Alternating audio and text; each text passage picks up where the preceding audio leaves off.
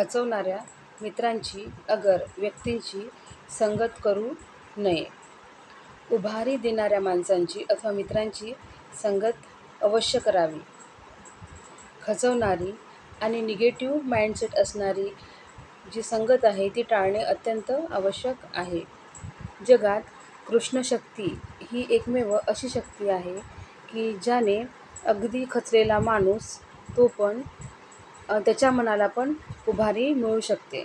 तर कृष्णाने जी गीता आहे ती रणांगणावर अर्जुनाला सांगितली आणि विनोबा भावेंनी त्या गीतेचं रूपांतर मराठी भाषेमध्ये केलं आणि त्याला नाव दिलं गीताई. आणि गीताईला आई असे म्हटले आहे. आणि त्याचप्रमाणे ह्या ज्या 2 ओळी आहेत ज्या त्यांनी उद्देशून म्हटलेल्या आहे तर त्या अशा आहे, गीताई माऊली माझी तिचा मी बाळ नेमता, पडता रडता घेई उचलूनी कडेवरी. म्हणजे आयुष्यामध्ये कधीकधी जेव्हा अपडाऊन्स येतात तर त्यावेळी गीताई म्हणजेच गीता ही आपली आई म्हणजे आपल्याला मार्गदर्शक असं काम पार पाडते.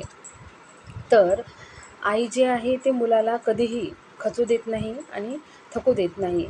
पण मुलगा जर थकला किंवा कुठलीही व्यक्ती थकली तर ती त्याच्या मनाला बळ देण्याचंच काम करते.